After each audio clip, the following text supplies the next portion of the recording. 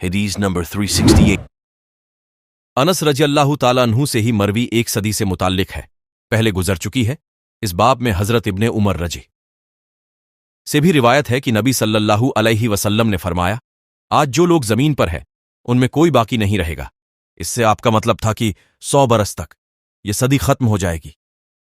فائدے: چنانچہ ایسا ہی ہوا، آپ کے اس فرمان کے بعد کوئی صحابی زندہ نہ رہا۔ آخری صحابی حضرت ابو طفیل ہیں جو 110 ہجری کو فوت ہو گئے۔ اون الباری 1-661 حدیث نمبر 369 عبد الرحمن بن ابو بکر رضی اللہ تعالی عنہ سے روایت ہے، انہوں نے فرمایا کہ صفہ والے نادار لوگ تھے، اور نبی صلی اللہ علیہ وسلم نے ان کے متعلق فرمایا تھا کہ جس کے پاس 2 آدمیوں کا کھانا ہو وہ صفہ والوں میں سے تیسرا آدمی لے جائے، اور اگر 4 کا ہو تو 5واں یا 6ٹھا ان سے لے جائے۔ چنانچہ ابو بکر صدیق رضی اللہ تعالیٰ عنہ اپنے ساتھ 3 آدمی لے گئے، اور خود نبی صلی اللہ علیہ وسلم اپنے ساتھ 10 آدمی لے گئے۔ عبد الرحمن رضی اللہ تعالیٰ عنہ نے کہا کہ گھر میں اس وقت میں اور میرے ماں باپ تھے۔ راوی کہتا ہے کہ مجھے یاد نہیں کہ عبد الرحمن نے یہ کہا یا نہیں کہ میں، میری بیوی اور ایک نوکر بھی تھا جو میرے اور میرے باپ کے گھر ساجھے میں کام کرتے تھے۔ خیر، ابو بکر رضی اللہ تعالیٰ عنہ نے نبی صلی اللہ علیہ وسلم کے گھر رات کا کھانا کھا لیا اور تھوڑی دیر کے لیے کہ وہاں ٹھہر گئے۔ پھر عشاء کی نماز پڑھ لی گئی اور لوٹ کر پھر تھوڑی دیر ٹھہرے، یہاں تک کہ رسول اللہ صلی اللہ علیہ وسلم نے شام کا کھانا کھایا۔ اس کے بعد کافی رات کے بعد اپنے گھر آئے تو ان کی بیوی نے کہا، تم اپنے مہمانوں کو چھوڑ کر کہاں اٹک گئے تھے؟ وہ بولے، کیا تم نے انہیں کھانا نہیں کھلایا؟ انہوں نے بتایا کہ آپ کے آنے تک مہمانوں نے کھانا کھانے سے انکار کر دیا تھا۔ کھانا پیش کیا گیا لیکن وہ نہ مانے۔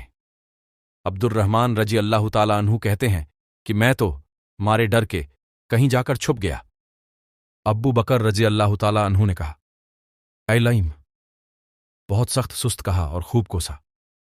پھر مہمانوں سے کہا، کھاؤ، تمہیں خوشگوار نہ ہو، اور کہا، اللہ کی قسم میں ہرگز نہ کھاؤں گا۔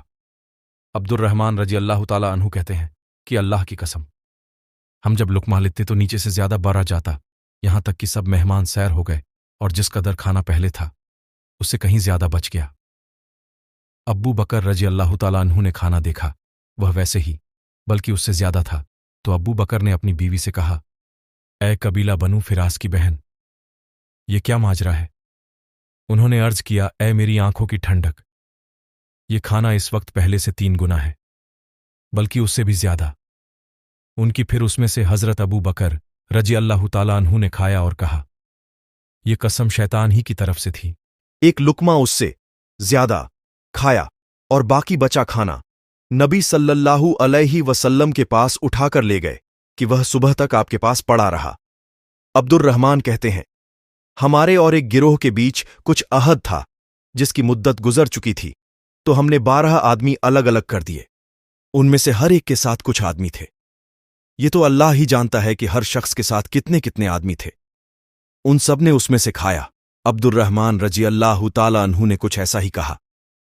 فائدے: یہ حضرت ابو بکر رضی اللہ تعالیٰ عنہ کی کرامت تھی۔ ولیوں کی کرامت برحق ہے، مگر اہل بدعت نے اس آڑ میں جو فریب کھڑا کیا ہے وہ گھڑا ہوا اور لایانی ہے۔ امام بخاری کا مقصود یہ ہے کہ عشاء کے بعد اپنے بیوی بچوں سے کسی مقصد کے تحت گفتگو کی جا سکتی ہے۔ اون الباری 1-675